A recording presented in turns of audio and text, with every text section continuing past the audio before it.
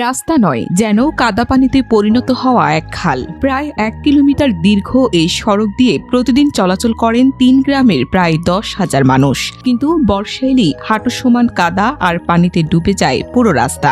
তৈরি হয় বড় বড় গর্ত, ফলে যানবাহন তো দূরের কথা, পায়ে হেঁটেও চলাচল করা কঠিন হয়ে পড়ে। রাস্তাটা চলাফেরা আমরা খুব কষ্ট হয়ে চলাফেরা করি। আর বাজার এই গৃহস্থী আর কাম কাজ খুব ঝামেলা, আমরা করতাই না। প্রায় সময় ছাত্ররা বই খাতা বিদ্যা কে যাইব স্কুলে জায়গা বাড়িতে বাড়ি জায়গা একটা রুগী লইয়া যাওয়ার মতো যাইব মানুষে বাজারে হাট বাজারে কিন্তু কুদত নাই। এইগুলি কি রাস্তার হালত নাকি? সুনামগঞ্জের দোয়ারাবাজার উপজেলার বগলাবাজার ইউনিয়নের বালিচড়া থেকে সোনাচড়া নোয়াগাঁও যাওয়ার একমাত্র সড়কের এমনই বেহাল দশা। কাদার মধ্যে পা পিছলে পড়ে নষ্ট হচ্ছে পোশাক, ভিজে যাচ্ছে বই খাতা। এই পথে প্রতিদিন যাতায়াত করে প্রায় অর্ধশত শিক্ষার্থী। রাস্তার এমন অবস্থায় তাদের ভোগান্তির পাশাপাশি তৈরি হয়েছে আতঙ্ক। রাস্তা যাইতে স্কুলে যেতে সময় ফুইরা যায়, বইটই বিচ্চা বাড়ছে।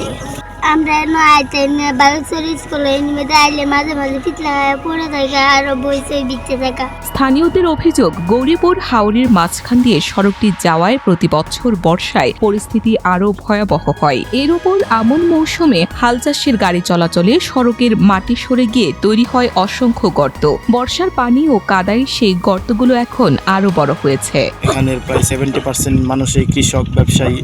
প্রত্যেক দিনই তাদের এই রাস্তা দিয়ে যাতায়াত হয়।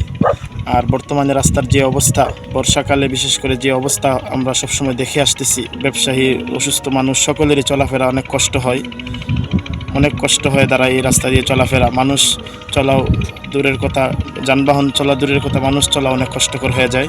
এই সড়ক দিয়েই বাংলাবাজার, ছাতক ও সিলেট সহ বিভিন্ন এলাকায় যাতায়াত করেন স্থানীয়রা। কৃষিপণ্য পরিবহনেও পড়ছে এর নেতিবাচক প্রভাব। সবচেয়ে বেশি দুর্ভোগে পড়েছেন কৃষক, শিক্ষার্থী, নারী, শিশু ও বয়স্করা। মেঘ বৃষ্টি আইলে আমরা এই রাস্তাটা চলতাম পারি না। বাচ্চা কাচ্চা মাদ্রাসা স্কুলও আমরা যাইতাম পারি না। ওই রোগী আছে, আমরা সুস্থ মানুষ আছে, আমরা এই রাস্তাটা আটটা যাইতাম পারি না। এই রাস্তাটা আটটা যাওয়ার কোনো কুদরত নাই। সড়কটি গৌরীপুর হাওরের মধ্য দিয়ে যাওয়ায় এটি রাবার ড্যাম ও বিআরটিসির আওতাভুক্ত। পাকাকরণের জন্য সংশ্লিষ্ট কর্তৃপক্ষের কাছে ইতোমধ্যে আবেদন করা হয়েছে। টেন্ডারের মাধ্যমে দ্রুত কাজ শুরু হবে বলে জানিয়েছেন বগলাবাজার ইউনিয়ন পরিষদের চেয়ারম্যান মোহাম্মদ মিলন খান। এটা রাবার ড্যামের আওতায় এবং সেটাকে আমরা হালট, যেটা বিআইটিসির হালট প্রকল্পের আওতায়, সেটা পাকাকরণের জন্য ইতিমধ্যে বিআইটিসিতে আছে।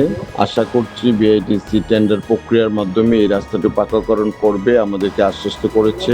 তবে এলাকাবাসীর প্রশ্ন, আর কতদিন অপেক্ষা? প্রতি বছর বর্ষা আসে, সড়ক কাদায় পরিণত হয়, আর দুর্ভোগে পড়েন হাজারো মানুষ। তাই শুধু আবেদন আর আশ্বাস নয়, দ্রুত বাস্তব উদ্যোগ চান স্থানীয়রা।